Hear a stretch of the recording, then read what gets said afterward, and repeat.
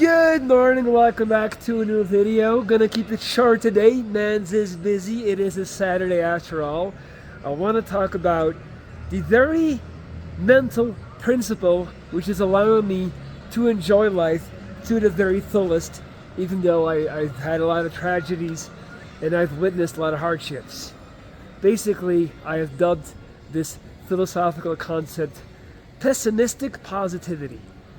So I'm basically assuming, and rightfully so, given that I've had more than 35 surgeries in the past decade, I'm basically assuming that something bad is going to happen real soon, right? But not in a way where I'm like a hypochondriac or I'm like constantly fretting about it or like nervous and anxious. It's more so that I'm expecting something bad to happen, something that will send me back to the realm of Belgium, send me back to the realm of darkness and living with my parents. And that way, no matter what happens, no matter how bad it gets, no matter like how fucked up things look, I'm always looking at it like, but soon you'll be out of this video game, right? Again, life is a video game. I'm like literally a walking avatar. I created this Viking avatar and I'm walking around in an homogeneous mass of Mexican people and culture. But I'm a literal like, I'm like a fucking, like look at me. Like, am I a real person even?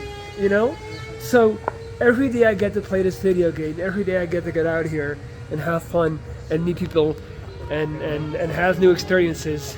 It's literally a bonus because I'm actually expecting something to go wrong. Maybe another sickness, maybe I'll fall and bust my jaw. Not trying to manifest it, I'm just saying. And that allows me, anytime something bad happens or I have a setback, that pessimistic positivity allows me to apply and practice urgency to enjoy life and not take it for granted. And that's the biggest thing I see with healthy people. Healthy people are always thinking 10, 15, 20 years ahead because they're assuming they're going to stay healthy. Plot twist, you're not. And by the time that you find out that you're not going to stay healthy, it's already too late. I promised to myself when I was in that hospital bed, when I was going through all the stuff I was going through, when I was getting fed through a tube, when I had a tube through here to breathe, when I needed somebody to come and clean up my bed because I couldn't even like withhold the urge to like, well, let me not get into that. I promised myself, don't forget, never forget what happened to you, all right? So every day I wake up, I tell myself, all right, today, don't die, just don't die. Don't get hit by a truck. There's a lot of those in Mexico City. And if you see an opportunity, go for it. Shoot your shot. And that goes in any type of context because tomorrow literally is not promised. And I know it sounds like the most cliched message ever, but I just wish that I can successfully convey this energy and the sentiment through this video. Like I know a lot of you guys need to hear this today. Like don't wait until you get sick. Don't wait until you break a leg. Don't wait. Learn from my mistakes. Like that's a big principle of mine. Like even though in this case I didn't have to learn from someone else's mistakes because I've gone through it myself, but I always try to look at people and I'm like, where did they go wrong? And if I can learn from their mistakes, then I did not have to pay the price to learn that lesson. Life's most valuable lessons come at the highest cost. You gotta pay the highest price in the form of tragedy, in the form of pain and depression, in the form of, just suffering basically. But then you learn something, right? But if I can peep what you did wrong and now you're down and out and now you're suffering, and I can learn from that lesson, learn from your mistake, without having to make that mistake myself, talk about a life hack. Like now we're talking, So that's really what I've been focusing on lately. I've just been picking myself back up every single time, regardless of what's been happening and what's been taking place. And I strongly urge you guys to do the same thing. A lot of stuff has been on my mind recently. I've also been realizing that what happened to me and last Christmas I went home to my family to spend time, and I actually this was like a real breakthrough for me in the sense that I very much made it an egocentric thing. For God's sake, I've built a channel on the fact that I got cancer and all my tragedy, but like I made it all about me. And one time me and my dad, we love to hike. When I'm in Belgium, we love to go on hikes, just me and him, and we talk, and it's great. It's like, my dad is 73, he's still strong as an ox and very sharp, but time waits for no man. So like in 10, 15 years maybe we won't be able to do that still. So I really cherish those moments. And one time we were basically talking about my ability to still be out here, to still be confident, to still feel like I deserve the best, to still never feel less than anyone, though I have this crazy big facial scar, though I have issues speaking, eating, all of that stuff. But like we joked about the fact that I'm lucky that I have a big ego, and that I'm very self-confident. But then my dad brought something up, and that's the first time in 12 years he's told me that, and he said like, and don't get me wrong, I don't want you guys to take this the wrong way, like that it was like a shitty thing of him to say, because it was not. He was being very honest and vulnerable. And he told me, he said, every time I look at you, because I'm his son, like, they always used to tell me that I looked just like him, right, when he was younger. And he said, every time I look at you, it pains me. Every time I look at you and I see your face and I see your scar, it hurts me. Because I remember, like, you're my little boy, and I remember, like, like him and mom, they made me. And I came out the mold like a normal, perfect, little boy. And then I never looked at it from that perspective where, here we have, that's your child, and you created that, and you took care of them, and like, even when your child falls down, or like you're quick to pick it back up, or you keep it in pristine and mint condition.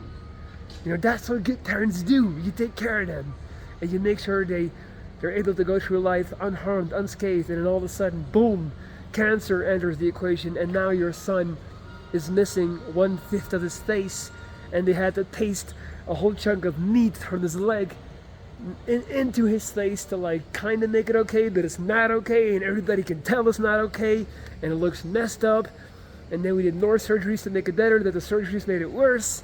And every time he looks at me and he looks at my face, he's reminded of that, and it hurts him. And first of all, I was so grateful for his honesty. Like, a lot of people I feel like would never say that. But second of all, like, it also made me realize like this thing is bigger than me. It's about the people that love me. It's about the people that have taken care of me. And I can be out here all day being great and being confident and making it work, but my parents, they still carry that burden as well.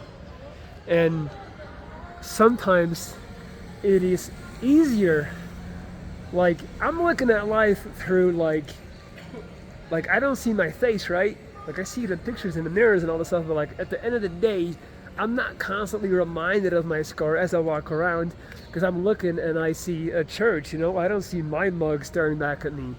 But the people around me, they do see that. And I feel like the people that didn't know me before my cancer, they don't have that, because their entire concept of Lorenz is this, right? It's like, that's all they've ever known. So they're like, you look great, you're fine. But the people that knew me before, and especially my parents, for them, it's really hard, because they know what I used to look like, and it used to be, I used to be normal. I used to have a perfect face. You guys know what I mean when I say perfect.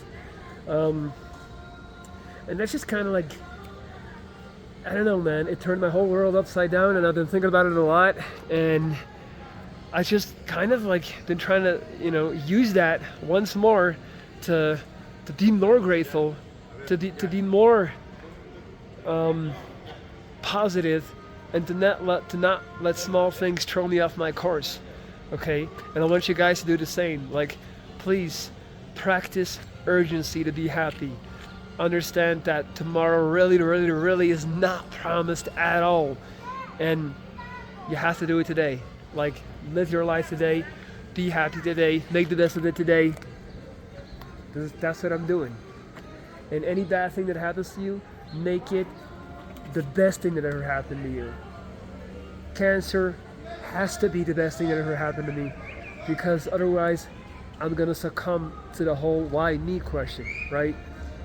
Cancer is the reason I'm 36, I'm living in Mexico City, I'm running a successful YouTube channel, I have a bunch of clients that I'm so happy to work with, I have a great full-time corporate job, I'm out and about, I'm living life, I'm really doing it. Like, it's awesome. Like, there's no way I would ever be in this physical shape had I not gotten cancer. There's no way I would go so hard into that delusion I initially needed. You know, I created this delusion of being a bodybuilder because I lacked purpose. I didn't have anything when I was recovering, so I was like, I'm gonna be a bodybuilder. Like, I was watching Jake Cutler and Rich Piana videos, and I was like, you know, this is me now. But my point is, like, now I'm 36, I'm in the best condition of my life, naturally, never took a drug. Now people are asking me, like, do you take steroids? Like, no, I don't. Built this from the bottom up. But all of that stems from the cancer, right? So it was a positive catalyst in the end. Is it hard to be out here with a face like mine? Of course it's hard. But that's the price you pay. The hardest lessons come at the hardest and the highest price. Not a hard price, a high price. And that's just kind of like, I know it's a lot, I know it kind of jumped from one thing to another, but let this be like a little shot of perspective as you kick off your weekend, or as you're winding down your Saturday night, or as you're waking up on your Sunday morning, or if you're watching this 6, 7, 8 years from now, and this little message is literally like a message in a bottle, in a digital ocean, you know, just floating around. And if it finds you today, and maybe I've already died, maybe I've broken my own rule, and I unsuccessfully not died, meaning I died, then let this be how you remember me. All right? Life is truly a gift, guys. It truly is. I love you all, and you have no idea how much it means to me that I have an audience to just be here and watch me, and that I can share these, like, spur of the moment ideas with. That's it. I love you guys. Peace.